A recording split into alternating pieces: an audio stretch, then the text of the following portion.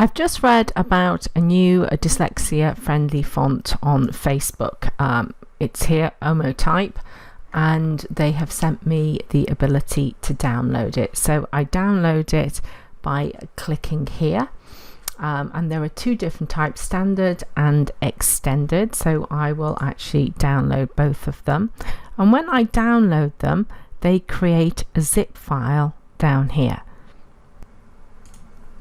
And here we see the standard one. Let me say show in folder. And these are all my downloads, and here we are. So what I'm going to do is I want to unzip these. And here we see them all. I will just pick one to open.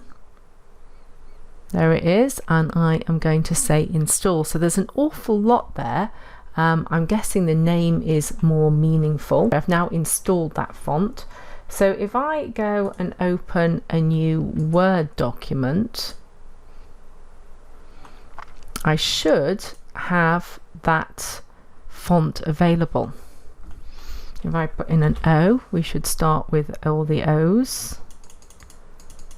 There we go. So it was that simple. I now have this font available. I do like that. I actually really like the look of that, and maybe make it a little bit bigger.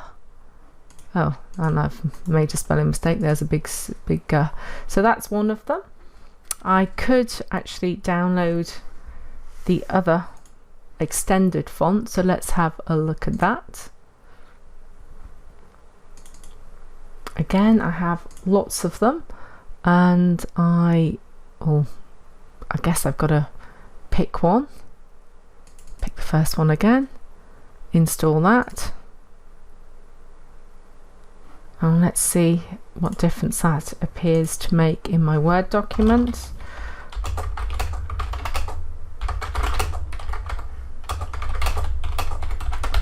Now that won't have written it in it, but I now can go and have a look at what's available. And here we see we have a second one for us to look at. It appears the extended just extends the space between the letters. So this is the folder that I unzipped earlier. We see you've got 1, 2, 3, 4 in bold, in black, in light, in medium, and regular. So they're the different types of font, and I can only assume that the numbers are the size. Watching somebody download fonts isn't really a great, riveting, exciting video, so I stopped the video and I downloaded some of the different options that were available when we did the download, just so you could see the difference between them. And here I see I have the font OmoType, and then I see I have these different options, and these are the 4 different types I downloaded. And I chose black because I knew that would be the thickest, and light because I knew that that would be the finest. And then I did 4 and 1, so we could see the extremes. And the 1 appears to be the distance between the letters, whereas so 4 is each letter is further away, and 1 they are very close together. So I wanted to show you that so you understood what the names and the numbers were about. And then that's the standard option. When I came to the extended, it downloaded it differently, so each one was a different font. But I see this one automatically says black 4 with no other options, and this one automatically says light 4 with no other options. So I hope that goes some way to explaining all the different options that were downloaded.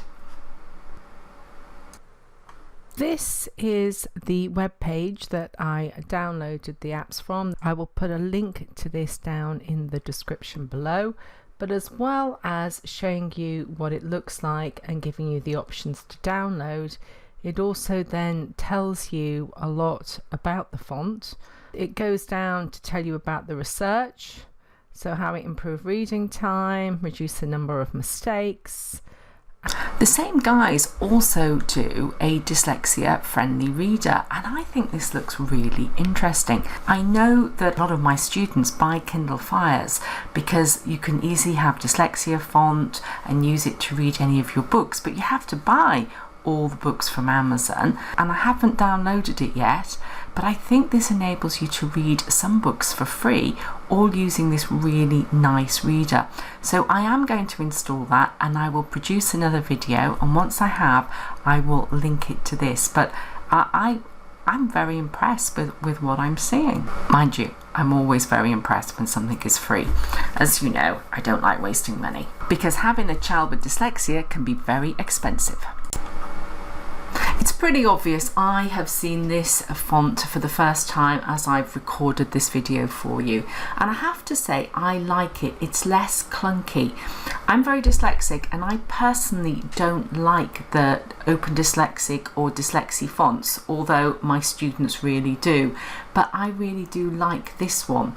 And if a student was self-conscious about using a dyslexia friendly font, they might prefer this because it doesn't look that different.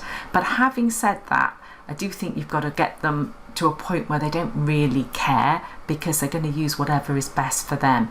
But we'll discuss that on other videos on how to help dyslexics have the confidence to use the resources that will help them most. If you found this video helpful, please share it with anyone else it could help. I'd be grateful if you gave it a thumbs up and subscribe to my channel, as this helps other people find the information. And once subscribed, if you hit the bell button, you'll be informed when I create new videos. Let's work together to help all learners achieve.